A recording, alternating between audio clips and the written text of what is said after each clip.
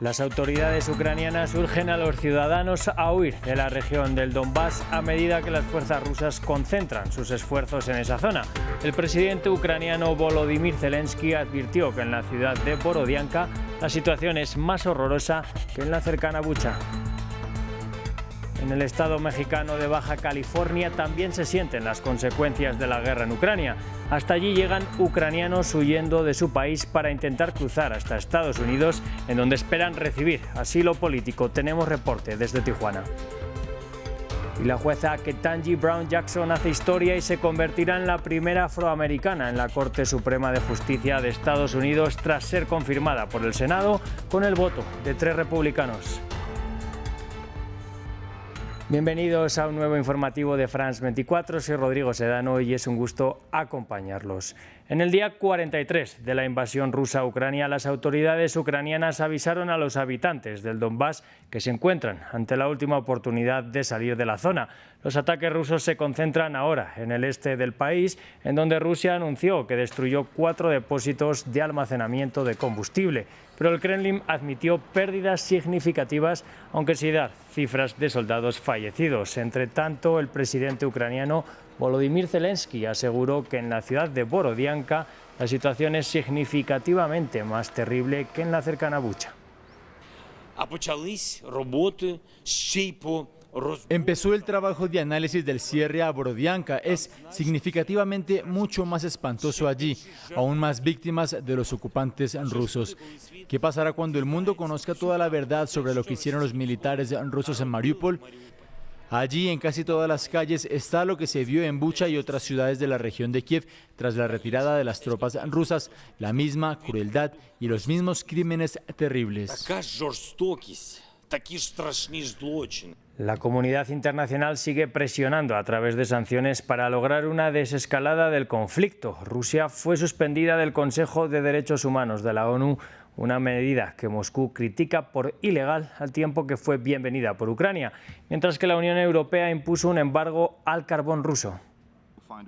Una decisión trascendental. El 7 de abril, Rusia fue suspendida del Consejo de Derechos Humanos de la ONU, bajo el argumento de violaciones y abusos sistemáticos cometidos durante su invasión a Ucrania. In favor, 93. El resultado es el siguiente.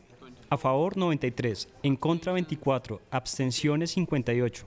El proyecto de resolución se adopta. Is adopted. Previo a la votación, los representantes de Ucrania y Rusia se pronunciaron. All you need to do is to press the yes button. Todo lo que necesita hacer es presionar el botón sí y salvar al Consejo de Derechos Humanos y muchas vidas en el mundo y en Ucrania. Presionar no significa apretar un gatillo. Hoy no es el momento ni el lugar para el teatro o este tipo de actuaciones como la presentada por Ucrania. A través de un comunicado, el gobierno ruso rechazó su suspensión. La parte rusa considera que la resolución adoptada por la Asamblea General de la ONU el 7 de abril en Nueva York para suspender la membresía de la Federación Rusa en el Consejo de Derechos Humanos de la ONU es un paso ilegal y políticamente motivado para castigar desafiantemente a un Estado miembro soberano de la ONU. A más de 5.800 kilómetros de Nueva York, en Bruselas, los ministros de Relaciones Exteriores de los países miembros de la OTAN debatían sobre más ayudas para Ucrania y condenaron lo ocurrido en la ciudad ucraniana de Bucha. Hemos acordado que debemos fortalecer y mantener aún más nuestro apoyo a Ucrania para que el país prevalezca frente a la invasión rusa. Pese a que las esperanzas están puestas en encontrar una solución a través del diálogo, los integrantes del G7 anuncian nuevas sanciones económicas y financieras en contra de Rusia, al tiempo que el Parlamento Europeo votó en favor de una resolución para pedir sanciones adicionales, entre ellas un embargo total a las importaciones de petróleo, gas y carbón procedente de Rusia. Consecuencia de la guerra es también el éxodo de millones de personas. Algunos han llegado hasta el estado mexicano de Baja California para intentar cruzar hasta Estados Unidos, en donde esperan recibir asilo político. Nuestra corresponsal en Tijuana, Anabelia Guzmán, tiene más detalles.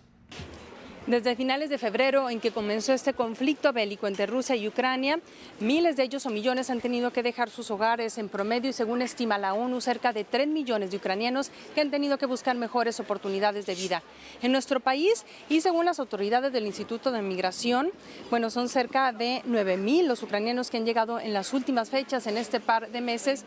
Y Baja California es uno de los estados fronterizos que colinda justamente con Estados Unidos, pues está recibiendo la presencia de estos grupos. Estamos en un albergue aquí en la zona centro de la ciudad, donde se les está proveyendo de alimento, de un lugar donde dormir en las literas, se les da ropa, se les da también atención médica, algunos consultorios, y parte vital de ello ha sido justamente los voluntarios, los connacionales de ellos, personas ucranianas que ya son ciudadanos norteamericanos y que han venido incluso de distintos estados de la Unión Americana para proporcionar ayuda a sus connacionales.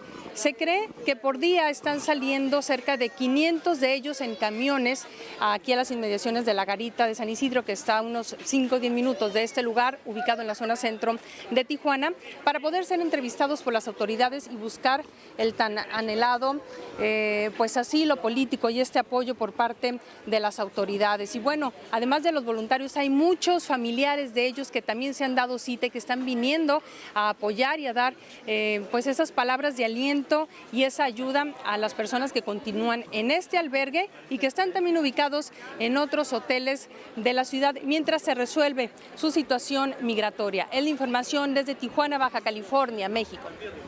Cambiamos de tema porque el Senado de Estados Unidos confirmó a Ketanji Brown Jackson como jueza de la Corte Suprema, marcando un hito en la historia al ser la primera afroestadounidense en la máxima autoridad judicial de la nación. 50 congresistas demócratas y 3 republicanos votaron a su favor frente a los 47 votos en contra. Aún está pendiente la ratificación en la Cámara de Representantes, donde los demócratas tienen la mayoría. Ketanji Brown Jackson, de 51 años, fue nominada por el presidente estadounidense Joe Biden para el cargo el pasado 25 de febrero. El mandatario demócrata elogió la dedicación inquebrantable al Estado de Derecho de la jueza. Busqué una candidata para la Corte Suprema con credenciales excepcionales, carácter intachable y una dedicación inquebrantable al Estado de Derecho. Conozca a mi candidata, la jueza Ketanji Brown Jackson.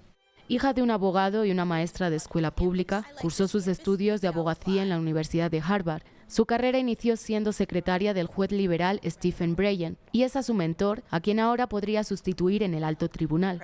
Durante años trabajó como abogada de oficio para acusados de delitos que no podían permitirse una defensa. En 2012, el expresidente demócrata Barack Obama la nominó para el puesto de jueza federal del distrito de Washington y fue confirmada un año después. En los 4 días de audiencias de confirmación en el Senado, varios republicanos la acusaron de ser indulgente en la condena de delincuentes de pornografía infantil. Ketanji se defendió así.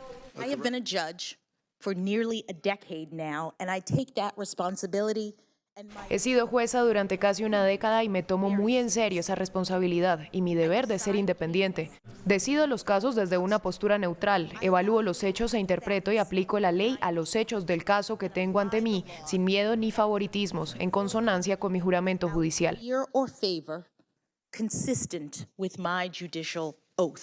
De los 115 jueces nombrados en los 233 años de historia del Tribunal Supremo, 108 han sido hombres blancos. Nos vamos ahora hasta Perú porque allí se vivió una nueva jornada de protestas en contra de la gestión del gobierno de Pedro Castillo.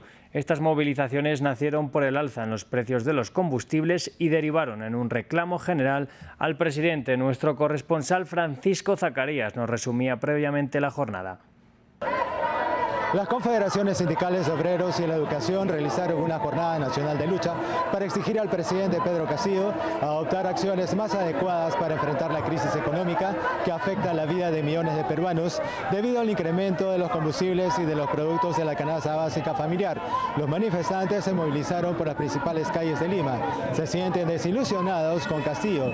Exigen al mandatario frenar la inflación, acabar con la imposición de medidas improvisadas como el inconstitucional toque toque de queda del martes 5 de abril, luchar contra la corrupción, defender la economía popular y cumplir con sus promesas electorales. El gobierno desplegó un fuerte contingente policial, enrejó el Palacio de Gobierno y el entorno del Parlamento para evitar desmanes de la marcha. Los gremios también rechazan al mandatario izquierdista por no haber ejecutado acciones para enfrentar al neoliberalismo. Lo acusan de supuestamente haber negociado con sectores de derecha para mantenerse en el cargo. Durante el cubrimiento de esta jornada, algunos ciudadanos me dijeron que las protestas continuarán mientras Pedro Castillo no realice mejoras que les permita salir del estancamiento social y económico en el que Perú se encuentra actualmente. Francia elige este domingo a su próximo presidente para un mandato de 5 años. 12 candidatos aspiran a llegar al Palacio del Elíseo. Los invitamos este 10 de abril a conectarse con nuestro especial a partir del mediodía, hora de Bogotá, Quito y Lima. Hasta aquí este informativo. Sigan conectados.